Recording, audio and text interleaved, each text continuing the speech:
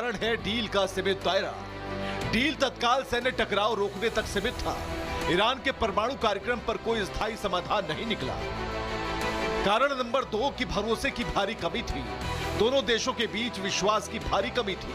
America चाहता था कि ईरान सैन्य गतिविधियां सीमित करे। ईरान चाहता था कि प्रतिबंधों में राहत मिले और सुरक्षा की ठोस गारंटी मिले। तीसरा फैक्टर है इजराइल। क्षेत्रीय सुरक्षा में इजराइल की भूमिका बेहद अहम है। ईरान समर्थित समूह अगर एक्टिव रहे तो अमेरिका पर दबाव बढ़ता है। चौथा कारण है ट्रंप की जल्दबाजी। ट्रंप ने समझौते को बड़ी सफलता के रूप में पेश किया। राजनीतिक घोषणा और जमीनी वास्तविकता में एक बड़ा गैप था। तो ये केवल एक डील नहीं टूटी, बल्कि यह संदेश गया कि पश्चिम एशिया में स्थायी शांति का पैमाना बयान या फिर प्रेस कॉन्फ्रेंस नहीं हो सकता। जब तक परमाणु कार्यक्रम, प्रतिबंधित क्षेत्रीय सुरक्षा और आपसी अविश्वास जैसे मूल मुद्दों का समाधान नहीं होगा, तब तक हर डील अस्थायी ही रहेगी। बात रही मात्र 8 दिन में डील के टूटने की, तो सवाल केवल ईरान पर नहीं बल्कि उस कूटनीतिक दावे पर उठते हैं जिसने इसे स्थायी कामयाबी के तौर पर पेश किया था। इतिहास गवाह है कि जिन युद्धों की जड़ें दशकों पुरानी हों, वे 8 दिन की डील से खत्म नहीं होते। वियतनाम युद्ध में अमेरिका वर्षों तक फंसा रहा। अफगानिस्तान युद्ध 2 दशक चला। इराक युद्ध ने पूरे क्षेत्र का शक्ति संतुलन बदल दिया। सीधी सपाट बात यह है कि युद्ध का इतिहास काफी लंबा है, इसलिए शांति का रास्ता भी लंबा ही होगा।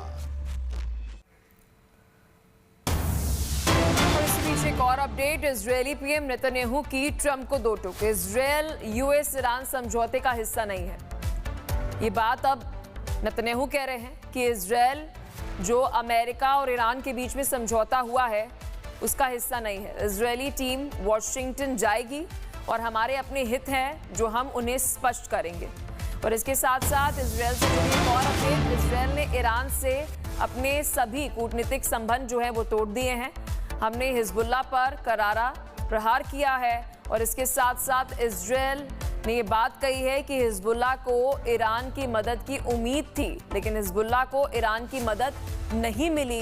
हिजबुल्लाह के 90% हथियार जो है वो नष्ट हो चुके हैं। ये बयान इजरायल की तरफ से आया है। और इसके साथ साथ लेबनान पर इजरायली रक्षा मंत्री का बयान सामने आया है। हिजबुल्लाह तय नहीं करेगा लेबनान का भविष्य। लेबनान से आईडीएफ की वापसी नहीं होगी। हिजबुल्लाह के खात्मे तक तैनात रहेगी आईडीएफ। देखिए, अब लगातार आपको बता दें कि लेबनान और साथ ही जो इजरायल के बीच में कल समझौता हुआ था उससे जुड़ी अपडेट हम आपको दे रहे हैं, लेकिन उसके साथ साथ गाजा पट्टी से भी बड़ी जानकारी सामने आ रही है। गाजा पट्टी के दीर अल बला पर आईडीएफ ने अटैक किया है। दीर अल बला पर आईडीएफ ने ड्रोन अटैक किया है। ड्रोन हमलों में 2 फिलिस्तीनियों की मौत की खबर आ रही है। हमले में करीब 12 लोग घायल बताए जा रहे हैं और उसकी एक तस्वीर भी आप देख सकते हैं ड्रोन अटैक की। बता दें, गाजा पट्टी पर दीर अल बला पर ड्रोन अटैक किया है और इसके साथ साथ जानकारी मिल रही है कि कई फिलिस्तीनियों की इसमें जान गई है। और ये तस्वीर आपको अटैक के बाद दिखा रहे हैं, जहां पर आप देख सकते हैं आपको धुआं जो है वो नजर आएगा। और जानकारी मिल रही है कि वहां पर भी भारी तबाही जो है वो हुई है ड्रोन अटैक से। दीर अल बला पर ड्रोन अटैक जो है वो किया गया है। आईडीएफ ने, इजरायल ने ये ड्रोन अटैक किया है और यहाँ पर आपको बता दें कि कई लोगों की जान भी गई है। और ये बड़ी अपडेट जो है वो हम आपको दे रहे हैं। इजरायल ने अटैक किया है गाजा पट्टी पर। दीर अल बला पर ड्रोन अटैक हुआ है, जिसकी तस्वीर हम आपको दिखा रहे हैं। और पाकिस्तान के कराची से आपको एक खबर बता रहे थे। और चलिए अब खबरों में आगे बढ़ते हैं। आपको ईरान अमेरिका वॉर से जुड़ी भी अपडेट दे दें। ईरान के ड्रोन हमलों पर यूएस का पलटवार। हॉर्मुज के आसपास यूएस नेवी ने बमबारी की है। ईरान के 10 सैन्य ठिकानों को निशाना बनाया है। और ये एक बारी तस्वीर आप देखिए, ईरान के ड्रोन हमलों पर यूएस ने पलटवार किया है, जिसकी तस्वीर आप देख रहे हैं। हॉर्मुज के आसपास अब एक बार फिर से अटैक होने शुरू हो गए हैं। हॉर्मुज में यूएस नेवी ने बमबारी की है और उसकी तस्वीर इस वक्त आपके स्क्रीन पर है। यूएस ने ईरान पर एक बार फिर से अटैक किया है, जिसकी तस्वीर आप देख सकते हैं।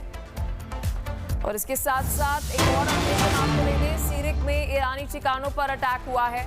अमेरिकी सेना की ओर से ये अटैक किया गया है। बारूदी सुरंग बिछाने वाले ठिकानों पर अटैक किया गया है। ईरान के ड्रोन भंडारण को भी निशाना बनाया गया है। ईरान ने 4 धमाकों की पुष्टि खुद ही की है। यूएस ने यह अटैक ईरान पर किया है।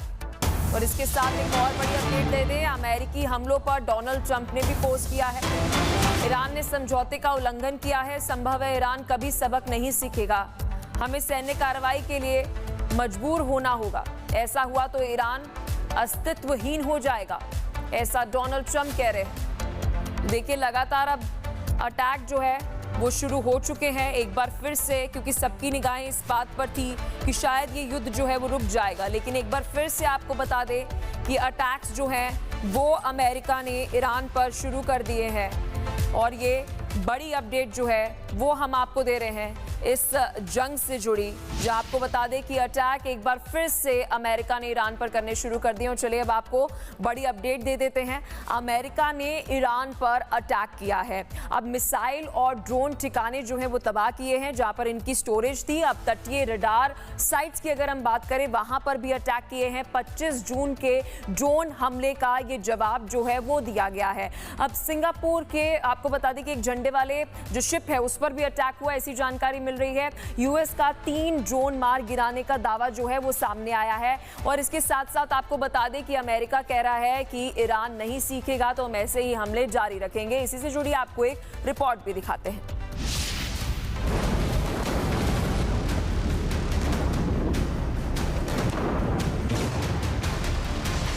IRGC ने अमेरिकी बेस को बनाया निशाना, मिसाइलों की बौछार और अमेरिकी ठिकाना।